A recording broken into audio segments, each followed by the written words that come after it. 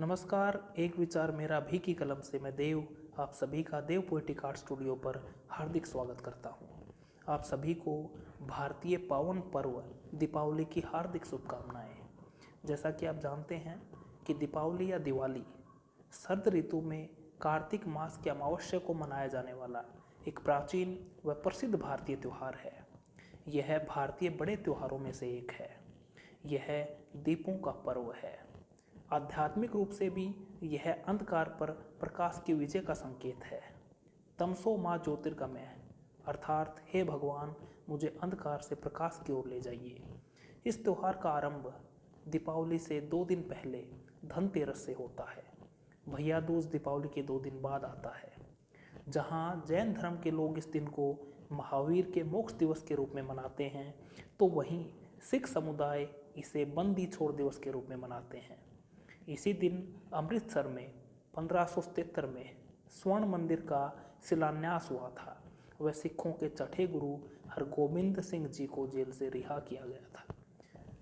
दीपावली शब्द की उत्पत्ति संस्कृत के 2 शब्दों से हुई है। दीप अर्थात दीपक या दिया व आवली अर्थात लाइन, पंक्ति या कतार। इस पर्व पर घरों व मंदिरों में अनेकों दीपक जलाए जाते हैं।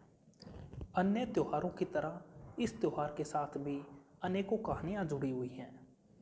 प्राचीन ग्रंथ रामायण में बताया गया है कि दीपावली के दिन अयोध्या के राजा भगवान राम अपनी पत्नी सीता व भाई लक्ष्मण के साथ 14 वर्ष का वनवास पूर्ण करने के बाद अयोध्या वापस लौटे थे और अयोध्या वासियों ने अपने प्रिय राजा के आगमन पर खुशी स्वरूप उनके स्वागत के लिए घी के दीपक जलाए थे और अमावस्या की वह रात्रि इन दियों के प्रकाश से जगमगा उठी थी।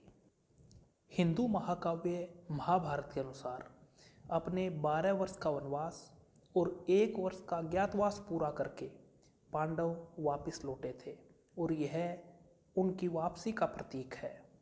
कुछ लोग इसे देवी लक्ष्मी से जुड़ा हुआ मानते हैं, कुछ लोग विष्णु की वैकुंठ में वापसी के दिन के रूप में इसको मनाते हैं।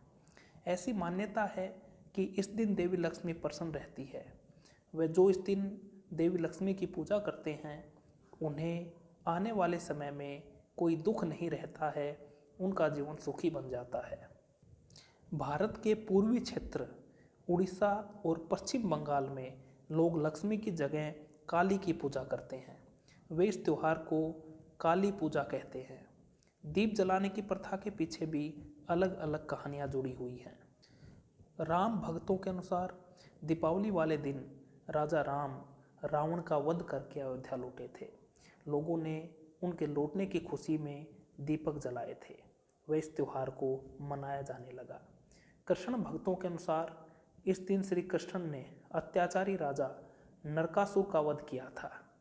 इस राक्षस के वध से जनता में अपार खुशी थी और लोगों ने घी के दीपक जलाए थे। एक पौराणिक कथा के अनुसार विष्णु ने नरसिंह रूप धारण करके हिरण्यकश्यप का वध किया था और इसी दिन समुद्र मंथन के बाद लक्ष्मी व धनवंतरी प्रकट हुई। न केवल भारत में बल्कि भारत के अलावा Sri Lanka, Thailand, Malaysia, Singapore, Australia, New Zealand, Kenya, Britain, Netherlands, Canada व अन्य कई देशों में भी इस त्यौहार को बड़े उल्लास के साथ मनाया जाता है। यह पर्व समाज में उल्लास, भाईचारे व प्रेम का संदेश फैलाता है। लोग एक दूसरे से गले मिलते हैं व मिठाइयाँ बांटते हैं।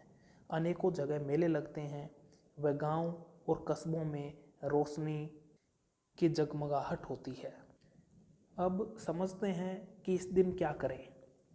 इस दिन मिठाइयाँ व पकवान बनाएं व अपने प्रियजनों को बांटें।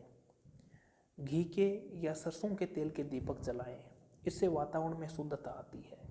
पूजा करें, प्रार्थना करें, प्राकृतिक वातावरण का आनंद लें व त्यौहार की विशिष्टता को महसूस करें। बड़ों का आशीर्वाद लें, परिवार के साथ समय बिताएं, साफ सूती वस्त्र धारण करें, चित्र बनाएं, रंगोली बनाएं, घर सजाएं। इस दिन क्या ना करें? इस दिन शराब का सेवन ना करें, मांसाहारी चीज़ों का सेवन ना करें, ना ही ये चीज़ें घर पे लेके आएं। झगड़ा ना करें, देर रात तक घर से बाहर ना घूमें, आतिशबाजी ना करें, मोमबत्तियों का प्रयोग कम करें, हो सके तो घर में बनी शुद्ध चीज़ें खाएं, बाजार की खाने पीने की चीज़ों का प्रयोग कम करें, ज्वलनशील वस्त्र धारण ना करें। अब एक महत्वपूर्ण बात को और समझ लेते हैं। दीपावली दीपों का पर्व है, यह शांति का पर्व है। आतिशबाजी की परंपरा न जाने कहाँ से चली आई है। नए साल और दीपावली पर होने वाली आतिशबाजी से अत्यधिक वायु प्रदूषण होता है, जो केवल और केवल नुकसान करता है। आतिशबाजी के बाद हवा में धूल के महीन कण अनेकों बीमारियों का कारण बनते हैं।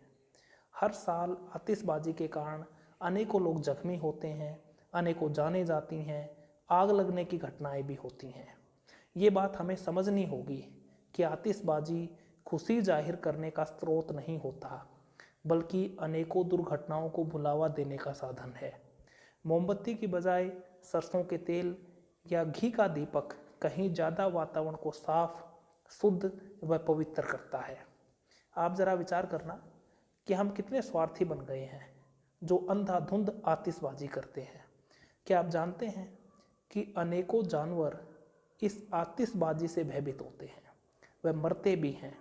उनके लिए यह रात्रि काटनी बड़ी जटिल हो जाती है और मानव को ये कदाचित अधिकार नहीं है कि वो प्रकृति के बाकी जीव जंतुओं को पीड़ा पहुंचाए।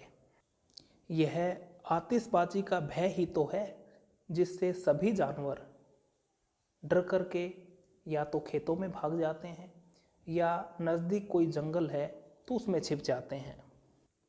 चलिए अब अंत में जानते हैं इस दिन की जाने वाली सबसे महत्वपूर्ण प्रार्थना को। अस्तो माँ सद्गमय, तमसो माँ ज्योतिर्गमय, मर्त्योर्मा अमृतम गमय, ओम शांति शांति शांति। अर्थात असत्य से सत्य की ओर, अंधकार से प्रकाश की ओर, मृत्यु से अमरता की ओर हमें ले जाओ।